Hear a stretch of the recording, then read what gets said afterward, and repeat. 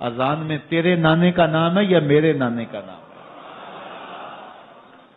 تو حسین ابن علی رضی اللہ تعالی عنہ کا نام کبھی بھی مٹنے والا نہ زیاد کا وہ ستم رہا، نہ یزید کی رہی وہ جفا، رہا تو نام حسین جسے زندہ رکھتی ہے کربلا۔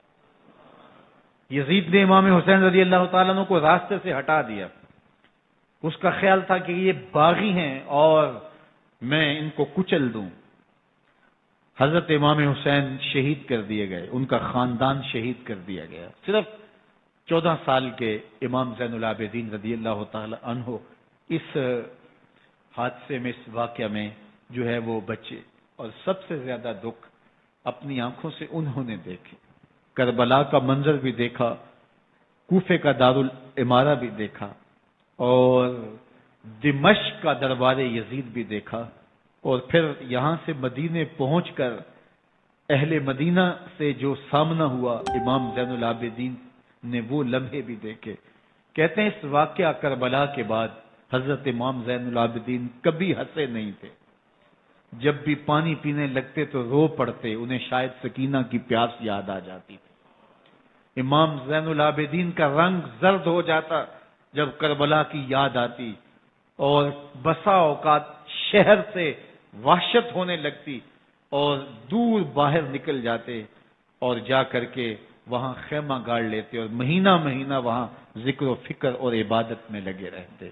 امام زین العابدین کے ہاتھوں میں ہتھ کڑیاں، پاؤں میں زنجیریں، اور اونٹ پہ باندھ کر کے جب حضرت امام زین العابدین کو شہیدوں کی لاشوں کے قریب سے گزارا گیا تو غشی پہ غشی طاری ہو رہی تھی امام زین العابدین پہ، اور وہ گھڑیاں بھی امام زین العابدین پر کتنی دردناک تھیں کہ جب شہزادیاں اونٹوں کے ساتھ باندھی گئی تھی اور امام زین العابدین اپنے بابا کا سر اپنے سامنے چلتا ہوا دیکھتے تھے، اور یہ دردناک لمحے کہ جب رات کی گھڑی آئی تو زینب سلام اللہ علیہ نے دیکھا کہ زین العابدین کے آنسو نہیں تھمتے اور ان کو غشی پہ غشی آتی ہے، تو وہ آگے بڑھ کے ان کو اپنی آغوش میں سمیٹتی ہیں اور کہا زین العابدین کیا ہوا؟ کہا کہ پھپھو جان اگر ہو سکے تو بابا کا سر کچھ دیر کے لیے میری گود میں نہیں آ سکتا ہے۔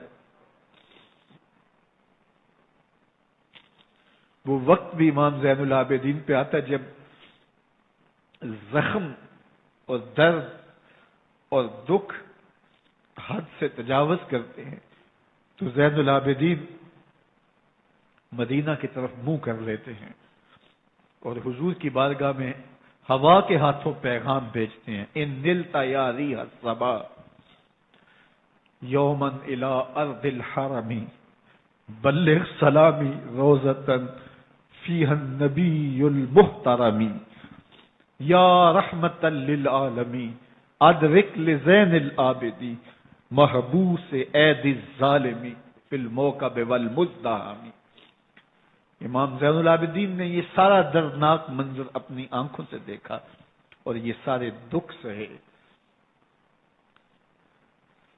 امام زہری کہتے ہیں کہ ولید کے زمانے میں دوبارہ امام زین العابدین کو پکڑ لیا گیا اور ان کے ہاتھوں میں دوبارہ ہتھ کڑیاں اور پاؤں میں بیڑیاں ڈال دی گئیں۔ میں ملنے گیا تو جو ہی امام کے ہاتھوں میں ہتھ کڑیاں دیکھی تو میرا دل ڈولنے لگا اور میری آواز گلے میں دب گئی اور آنسو تھے کہ تھمتے نہیں تھے۔ تو امام زین العابدین نے مجھے دیکھا تو مجھے تسلی دیتے ہوئے کہا زہری کیا ہوا تمہیں؟ تو میں نے کہا حضرت کربلا میں تھوڑے دکھ دیکھے تھے اور اب یہ حالت مجھ سے دیکھی نہیں جا رہی۔ تو امام زین العابدین نے ان زنجیروں کو اور ان ہتھ کڑیوں کو جن سے آپ جکڑے گئے تھے جھٹکا دیا، لوہے کی زنجیریں ٹوٹ گئیں۔ کہا زہری ہم اللہ کی تقدیر پہ راضی ہے ورنہ یہ زنجیریں کیا ہوتی ہیں۔ امام زین العابدین کو اللہ نے عزتوں سے نوازا تھا، ہر دور کے حق میں وقت ڈرتے تھے اور ان کی عزت سے حسد کرتے تھے۔ ولید بن عبد الملک بنو امیہ کا بڑا تگڑا حکمران گزرا ہے۔ ایک دن طواف کرتے کرتے حجر اسود کے سامنے آیا اور اس کے دل میں آیا کہ میں حجر اسود کو بوسہ کروں، لیکن رش اتنا تھا کہ آگے بڑھنے کی ہمت نہ ہوئی اور پیچھے ہٹ کے کھڑا ہو گیا کہ رش کم ہوتا ہے تو میں حجر اسود کو چومتا ہوں۔